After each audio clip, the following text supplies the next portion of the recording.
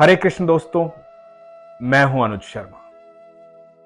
ये प्रसंग है यूपी मुरादाबाद की रहने वाली शिवानी भटनागर का। शिवानी भटनागर बताती हैं कि बचपन से ही भगवान की अनन्य भक्त थी। ठाकुर जी से बेहद प्यार करती थी। बचपन में उनकी दादी उन्हें सत्संग लेकर जाती थी। सत्संग में बड़ा आनंद आता था। फिर टीवी पर सीरियल्स देखती थी, जितने भी धार्मिक सीरियल्स आते थे। जब छोटी थी तो रामायण आता था। उसके बाद भगवान को लेकर के जितने भी सीरियल्स आते थे वो सब सीरियल्स देखती थी। भगवान से लगातार प्यार बढ़ता जा रहा था। प्यार इतना बढ़ा कि 12 साल की उम्र में भागवत पढ़नी शुरू कर दी। जीवन में यह लगने लगा कि सब कुछ जो है वो ईश्वर ही है और ईश्वर हर समय मेरे संग है, मेरे साथ है। कहीं यह भी पढ़ा कि लोग ईश्वर से अलग अलग रिश्ते रखते हैं। तो शिवानी ने सोचा कि भगवान जो है ना, मैं तो उनको अपने पति के रूप में देखती हूं। बाल्य अवस्था थी, छोटी थी, बड़ा सरल और सहज प्यार था भगवान से। बड़ी होने लगी, भगवान की लगातार सेवा कर रही थी। जब बड़ी हुई, सयानी हुई, तो पता लगा कि भगवान तो अनंत ब्रह्मांड के मालिक हैं, सर्वेश्वर हैं, सारी सृष्टि के निर्माता हैं, और मैं तो साधारण हूं, मेरे पति कैसे हो सकते हैं। भगवान से बेहद प्यार करती थी, पूरा विश्वास था, और विश्वास लगातार बना रहा। उसके बाद शादी हो गई। शिवानी बताती है कि शादी के बाद भगवान की सेवा उस तरह से नहीं कर पाई, क्योंकि घर में बहुत काम होते थे और शादी के बाद बहुत सारी जिम्मेदारियां बढ़ जाती हैं। लेकिन प्यार बरकरार था, विश्वास बरकरार था। शिवानी के पति प्रॉपर्टी का काम करते हैं। शिवानी बताती है कि मेरे ईश्वर की बहुत याद आती थी। मन करता था बहुत सेवा करूं, बहुत पूजा करूं, लेकिन समय नहीं था। सोचती थी कि भगवान क्या सोचते होंगे कि इतना भी समय नहीं है, मेरे लिए समय ही नहीं है उसके पास। एक दिन सपने में भगवान आए और शिवानी को लगा कि भगवान बहुत कमजोर हो गए। सुबह उठी, शिवानी को लगा कि मेरी भक्ति में कमी है, मैं भगवान की सेवा नहीं कर पा रही।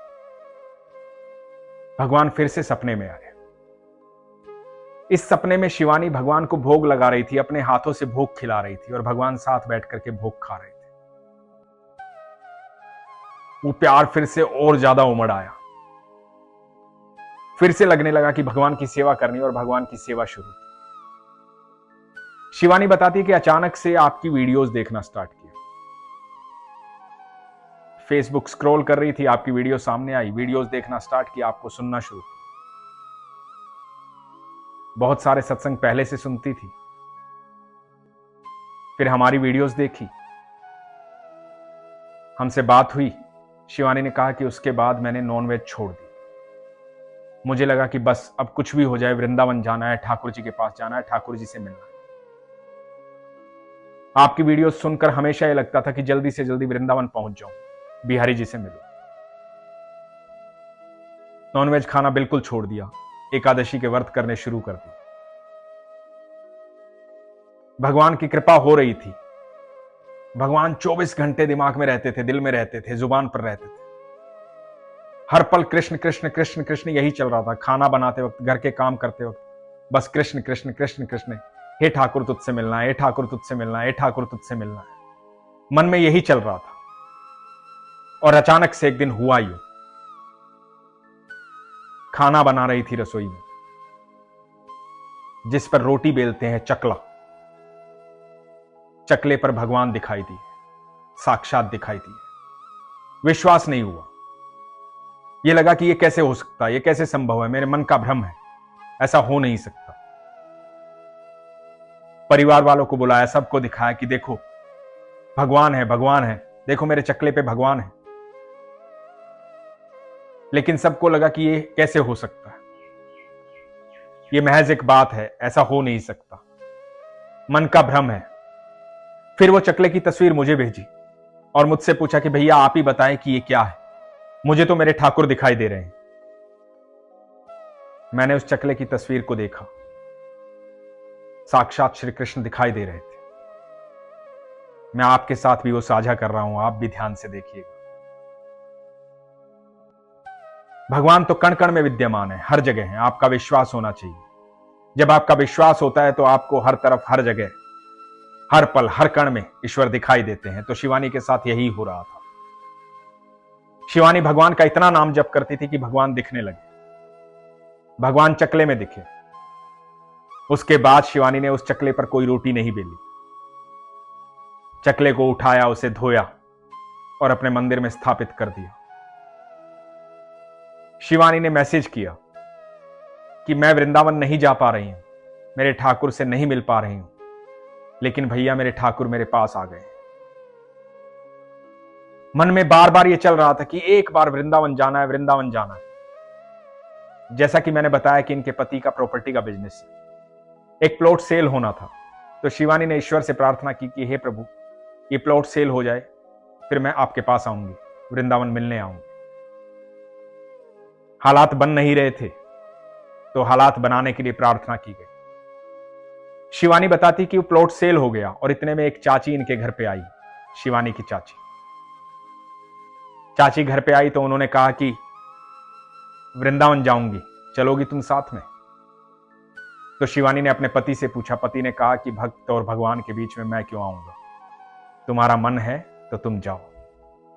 पति की हां हुई तो शिवानी अत्यंत प्रसन्न हो, चाची के साथ ठाकुर जी के पास मिलने चली गई। शिवानी बताती है कि मैं वृंदावन गई बाके बिहारी के पास। जब बाके बिहारी को देखा तो देखती रह गई। हर कोई वहां निशब्द हो जाता है, शिवानी भी निशब्द हो गई। ठाकुर को देखने के बाद कुछ बाकी रह ही नहीं जाता है। ठाकुर को देखने के बाद आपके सारे सवाल खत्म हो जाते हैं, क्योंकि सब सवालों का जवाब मेरा कृष्ण है, मेरा ठाकुर है। शिवानी का इतना मन किया कि यहां से उठकर जाऊं ही ना, कहीं ना जाऊं, बस ऐसे ही मेरे ठाकुर को देखती रहूं। वो ठाकुर को देख ही रही थी, देख ही रही थी, देख ही रही थी। आंखों से अश्रु बह रहे थे। उसके बाद शिवानी बताती कि मेरे साथ जो चाची आई थी, हम मंदिर से बाहर निकले और रास्ता भूल गए और हम घूम फिर के फिर से बाके बिहारी के मंदिर में आ गए। मैंने फिर से दर्शन किए भगवान के, फिर से ठाकुर को देखा। शिवानी बताती है कि भैया नॉनवेज छोड़ दिया है। पति एकादशी का व्रत करते हैं, मैं एकादशी का व्रत करती हूं, नित्य गीता पाठ करती हूं, भगवान का स्मरण करती हूं। यही जीवन है और यही सत्य है। ईश्वर के अलावा कुछ भी सत्य नहीं। यह संभव क्यों हो पाया? यह इसलिए संभव हो पाया कि बचपन में दादी ने ऐसे संस्कार दिए। जो संस्कार बचपन में हम अपने बच्चों को देते हैं, वो संस्कार उनके जीवन भर काम आते हैं। यदि गलती से बच्चे गलत रास्ते पर चले जाते हैं तो संस्कार उनको वापस खींच लाते हैं सही रास्ते पर। संस्कार हमेशा अच्छे देने चाहिए। हम कहते हैं ना कि जितनी ऊंची इमारत बनानी हो उतनी नींव मजबूत करनी होती है। संस्कार जो है वही नींव है। हमारे बच्चों की नींव, उनकी जिंदगी की सफलता की नींव हमारे हाथ में। हम चाहे कुछ भी करें, कैसा भी जिए, लेकिन याद रखें कि हम जो भी जी रहे हैं, जो कुछ भी कर रहे हैं, उसका सीधा सीधा प्रभाव हमारे बच्चों पर जा रहा है। हम काफी हद तक अपनी जिंदगी जी चुके हैं, लेकिन उनकी जिंदगी की शुरुआत हुई। इसलिए अपने जीवन में जो भी कार्य करें, ये सोच कर करें कि आप जो कर रहे हैं वही आपके बच्चे के संस्कार हैं। वो उनको जीवन भर सुरक्षित रखेंगे। आपके दिए हुए संस्कार उनको जीवन भर गलत रास्तों से बचाएंगे। आप जानते हैं कि जिस माहौल में हम रह रहे हैं, जैसी दुनिया में हम रह रहे हैं, पल प्रतिपल, हर पल आधुनिकता बढ़ती जा रही है, बढ़ती जा रही है, बढ़ती जा रही है। ऐसा ना हो कि इन सारी चीजों के बीच में घिर करके हम भूल जाएं कि हम पृथ्वी पर आए क्यों थे, हम क्यों हैं यहां। हम चाहते हैं कि हमारे बच्चों की दीर्घायु हो, वो सफलता प्राप्त करें। तो दीर्घायु और सफलता सिर्फ एक ही चीज से मिल सकती है, वो है अच्छे संस्कार। क्योंकि अच्छे संस्कार उनको हमेशा मजबूत रखेंगे, हौसला कभी कमजोर नहीं होगा। और जिस व्यक्ति को यह विश्वास होता है कि वो अकेला नहीं है, उसके साथ ईश्वर है, उसके साथ परमेश्वर है, वो सच में जीवन में कभी नहीं हारता है। कोई गलत चीज उसे बरगला नहीं सकती है, कोई गलत रास्ता उसको अपने ऊपर चला नहीं सकता है। इसलिए हमेशा याद रखें, कि अपने बच्चों को अच्छे से अच्छे संस्कार दें। मैं ये अनुभव आपको इसलिए सुनाता हूं ताकि आप अपने बच्चों को सुनाएं और उनको ये एहसास हो कि ईश्वर आपके साथ है, ईश्वर हमेशा आपके साथ है। तो ईश्वर को हमेशा अपने साथ रखें, अपने विश्वास को मजबूत रखें, अपना ख्याल रखें। हरे कृष्ण।